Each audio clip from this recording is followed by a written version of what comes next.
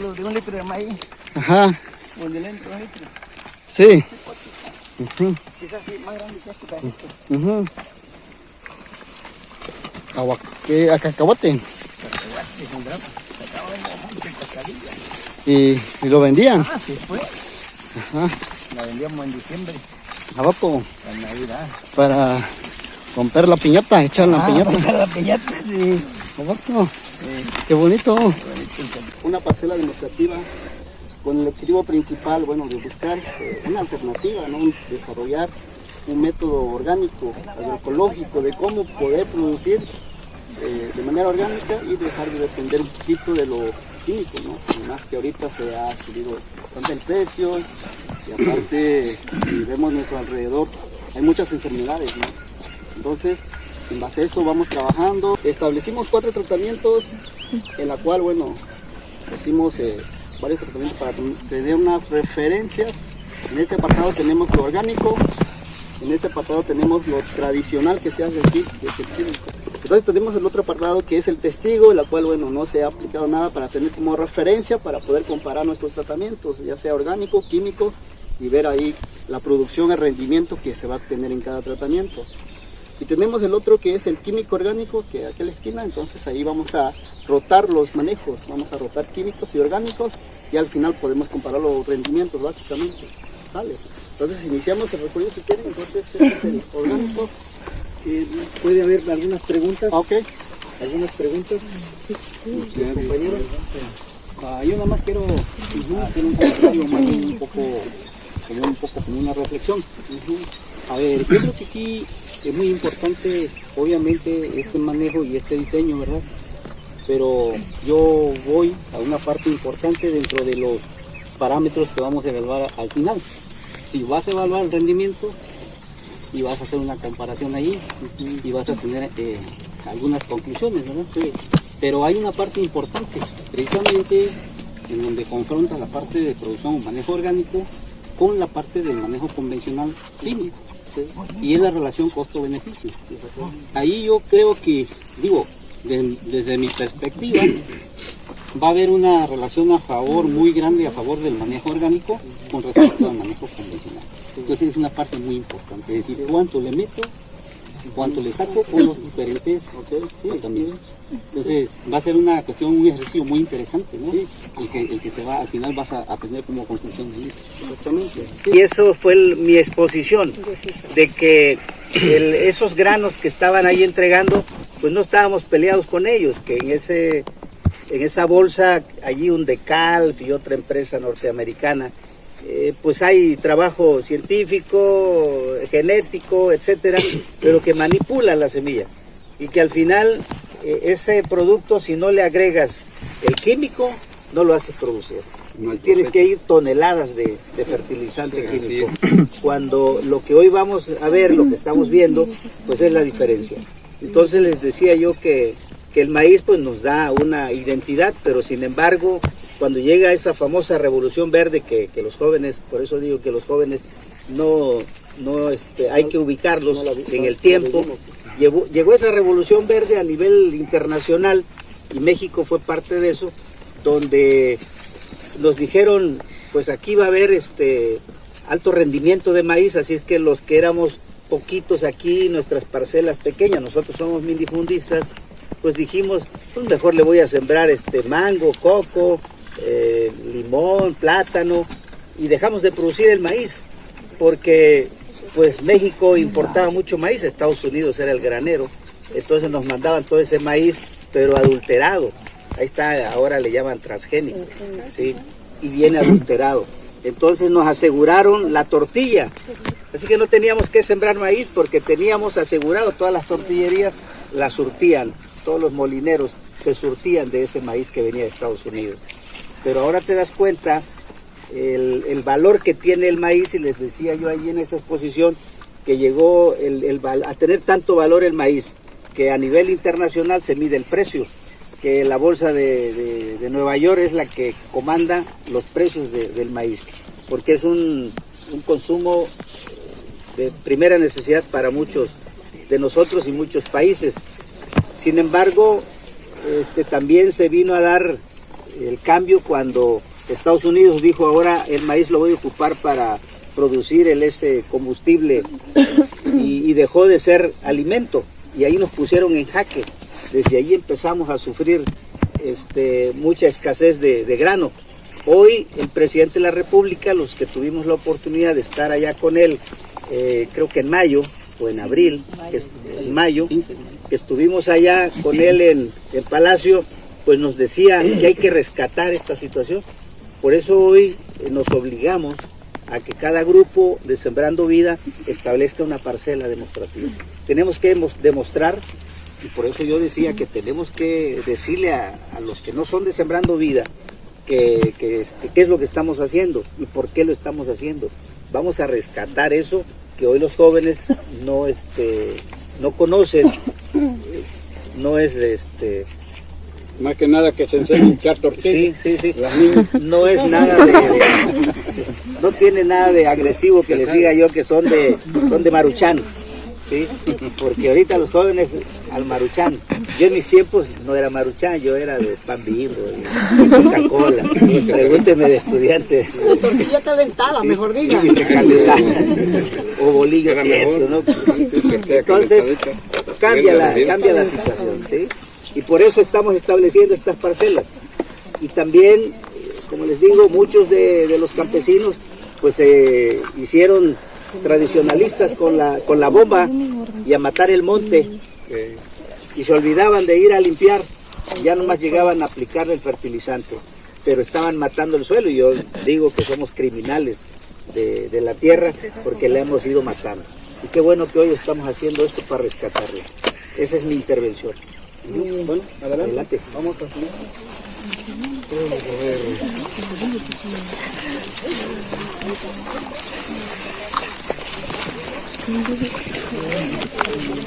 Entonces, aquí, compañeros, tenemos el área de orgánico, lo que hasta el momento hemos aplicado, comparando con los químicos. Bueno, hicimos la siembra con arado, colocamos composta al inicio. Es una composta muy simple, con pura residuos vegetales, nada de...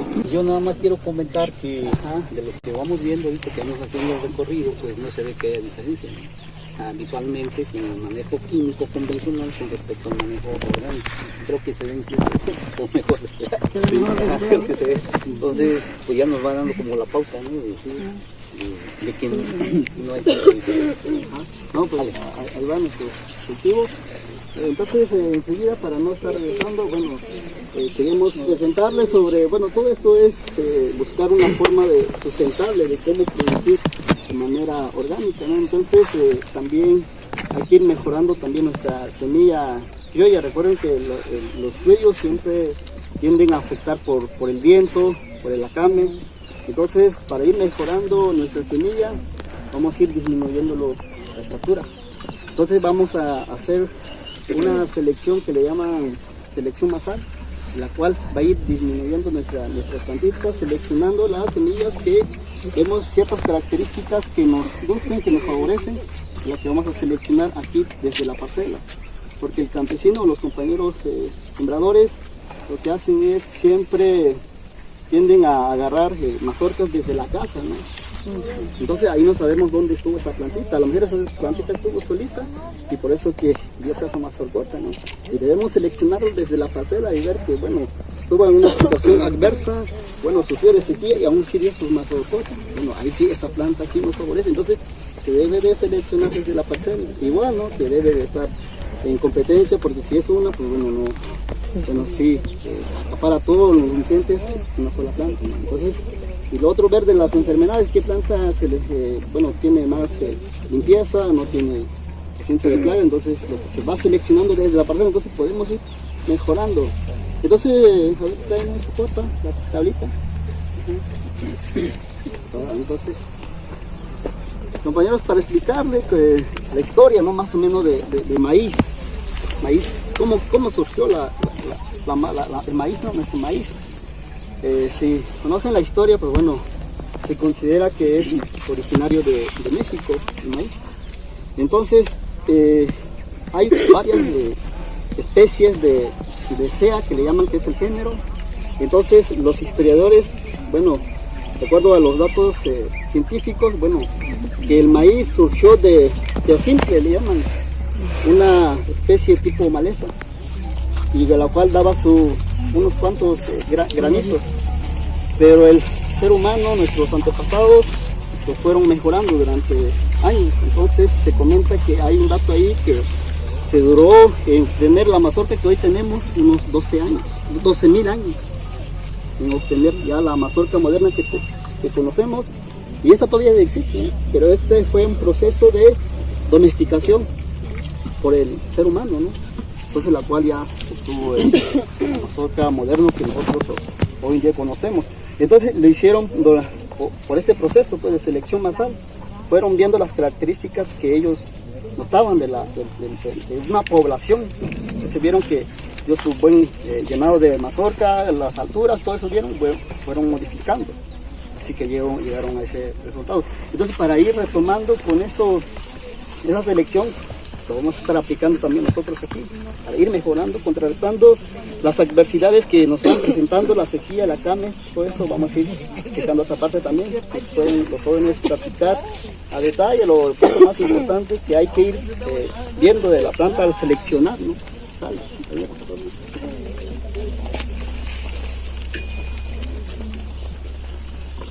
Buenos días, le vamos a explicar sobre la selección masal para obtener un mayor rendimiento en el maíz criollo. Como primer punto tenemos el rendimiento. La característica que deben tomar en cuenta es seleccionar las plantas que tengan de 2 a más mazorcas, que tengan buen tamaño, que tengan buen grosor y que tengan una mayor longitud de la mazorca. A continuación les voy a explicar el siguiente punto, que es la altura de la planta y de la mazorca. Las plantas altas y con mazorca en la punta son presa fácil del viento, por lo tanto se pueden quebrar y se pueden empezar a camar. Por lo regular, la altura de la planta debe de ser de 1.25 y la milpa debe de ser de 250. El otro punto es la diferencia entre el tiempo de la espiga y el gilote, que debe de aparecer entre 3 a 5 días para tener un llenado de granos, ya que hace que el polen de la milpa lo aproveche el gilote. El siguiente punto es el vigor. El vigor de la planta es aquí sobre el tallo. El vigor debe de ser es recomendable que debe de ser un sistema radicular. La raíz debe de ser profunda y no debe de estar encima. El otro punto es la competencia, donde debemos de seleccionar donde haya de 2 a más plantas para obtener una mayor características entre plantas.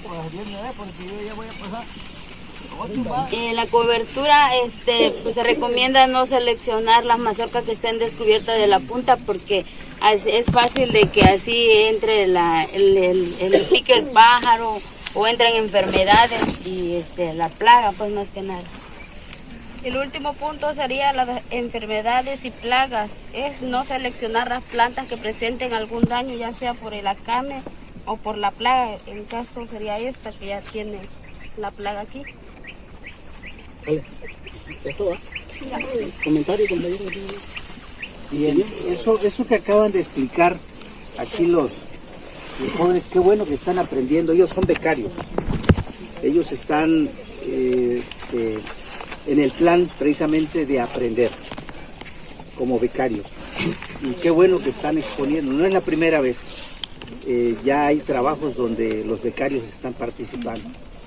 En todos los grupos. Entonces, esto que expusieron es lo que se tiene que hacer precisamente, porque lo primero que dicen cuando habla uno de maíz criollo es que el viento lo tira. Es lo primero, la primera reacción. Y esa es una justificación para no sembrarlo y sembrar esos maíces de los que estábamos hablando, ¿no? De esas empresas extranjeras o transgénicas. Y esas prácticas son las que nos vienen a dar el resultado de una planta pues menos alta y además pues rendidora, y desarrollados sin que tengamos que acudir incluso a gastar más, porque esa bolsita que te venden ahí muy bonita con toda la mercadotecnia te vale 3,000 pesos, mínimo 2,500.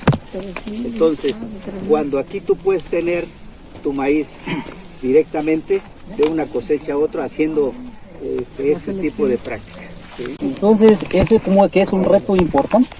O sea, no es menor la muestra que nos pones, porque sí deberíamos como reflexionar en eso, y ese es el trabajo que se requiere para que podamos ir avanzando poco a poco. Ya imagino que pudiera sacar una variedad aquí que pongan Soyatlán o no sé, cualquier nombre que identifique al grupo o con el nombre del CAT, digamos. Entonces, pues yo creo que es un trabajo relevante, la verdad.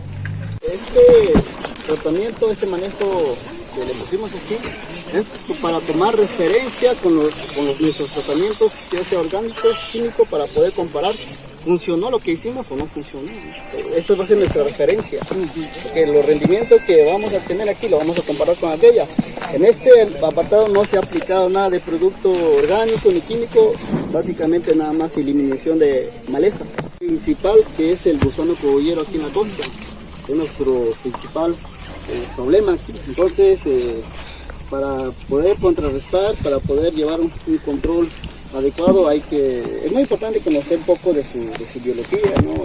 Entonces, para que los jóvenes nos ayuden a practicar un poquito de esto.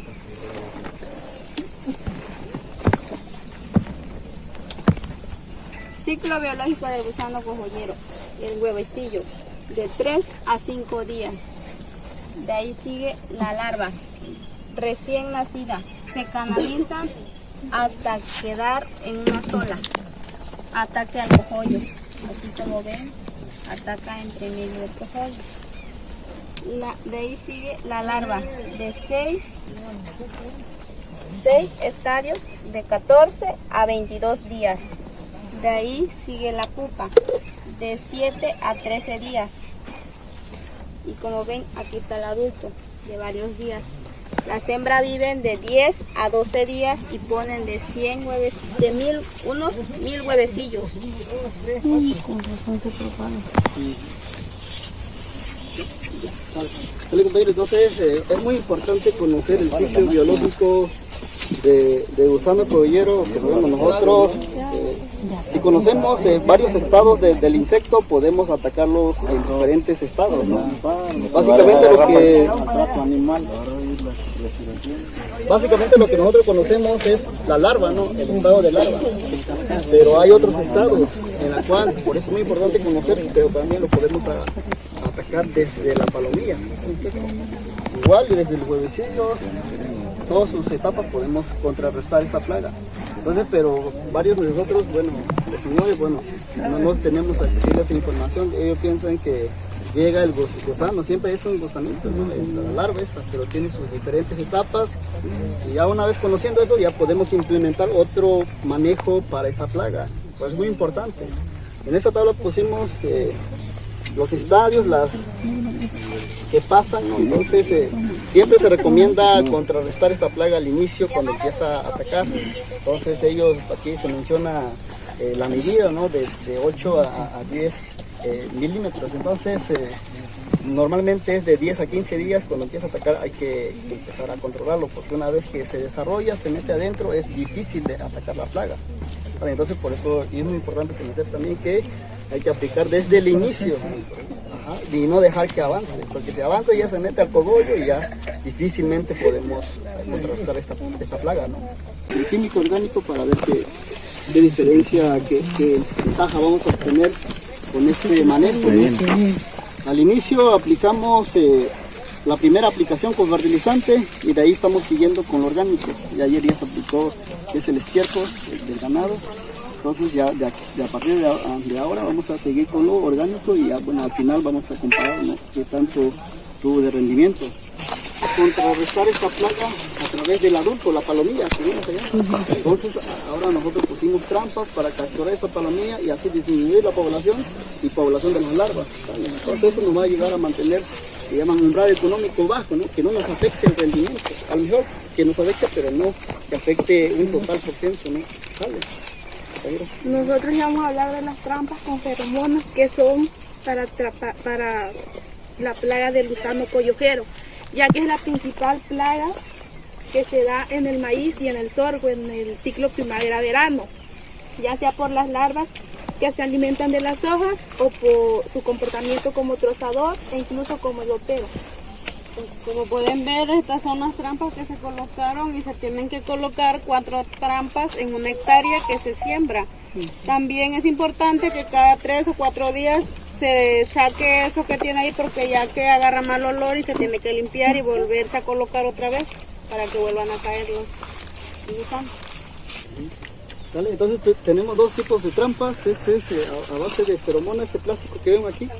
Está adherido la feromona de la hembra. Entonces lo que se simula aquí, que se encuentra la hembra, entonces lo que vamos a capturar básicamente va a ser adultos machos. ¿Vale? Entonces vienen a buscar a fecundarse, ya se quedan atrapadas y se caen al agua. Entonces se coloca un agua con jabón para que se evite de que se escapen, ¿no? Entonces, esa es una trampa que es a base de feromona específica para el gusano cogollero. Colocamos otra que le llaman trampa alimenticia.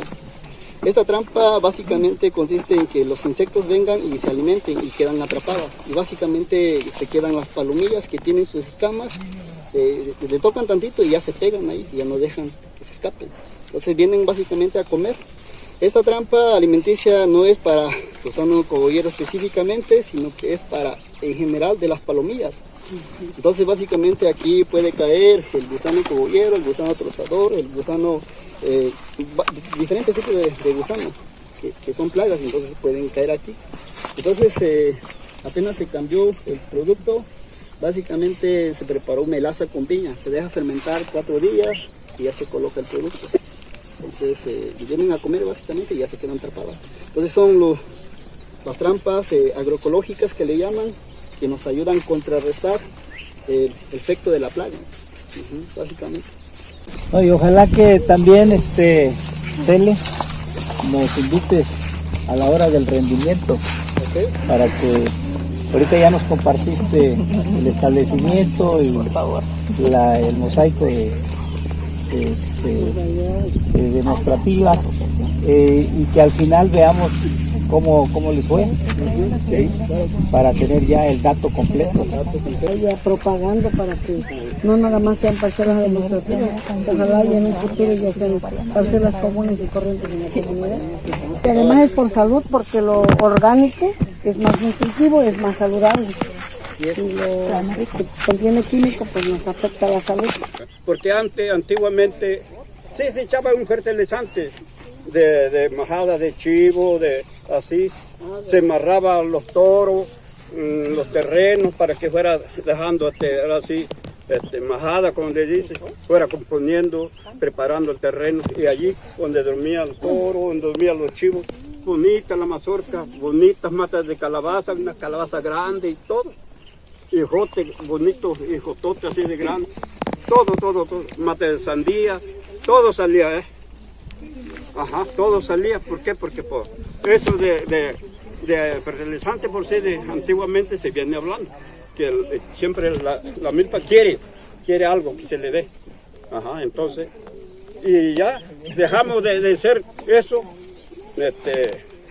orgánico, agarramos con el fertilizante que está ahora, ¿sí? Entonces, el fertilizante tiene un lado malo y otro lado bueno. Al inicio, cuando entró el fertilizante, cuando entró la Revolución Verde, como comentaba el hace rato, que si ustedes nada más ponen ese punto y el punto que estamos hablando, ¿qué ha cambiado? ¿Qué hay que ya no había? Me comentaban aquella vez, dicen, no, pues aquí había arroyos, había camarones, que había pescados. Y bueno, que todos los químicos que se han surgido, no solo en la agricultura, también en la ganadería, dicen, no, pues había un líquido que le bañaban a los ganados y iba todo al río y mataba a todos los que había en el río. Entonces, ¿qué ha cambiado? Pues vieron que ha cambiado algo, prácticamente estamos alterando la naturaleza. Cambiar más que nada buscando la salud de todos. Hacer reflexión y bueno, a yendo a la dirección de que estamos en un camino no tan correcto, ¿no? Ir viendo una alternativa, porque Seguimos la plática ahorita, seguimos la plática en la mesa.